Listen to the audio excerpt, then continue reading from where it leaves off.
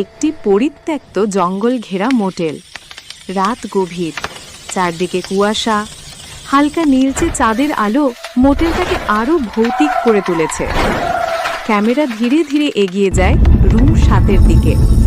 দরজাটি সামান্য খোলা, বাতাসে কর্কশ শব্দ হয়। হঠাৎ ঘরের ভেতর ম্লান লাইট জ্বলে ওঠে। দেয়ালে ফাটল, ছাদ থেকে পানি পড়ছে। একটি পুরনো আয়না ঘরের মাঝখানে রাখা, কিন্তু আয়নার ভেতর দেখা যায় না ঘরটা।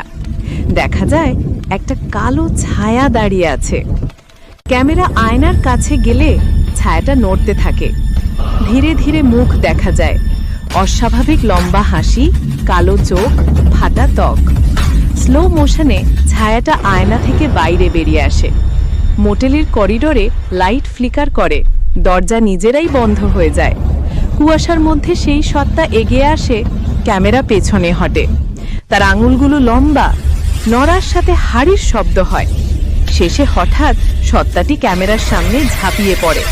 স্ক্রিন ব্ল্যাক হয়ে যায়, শুধু শোনা যায় টক টক টক।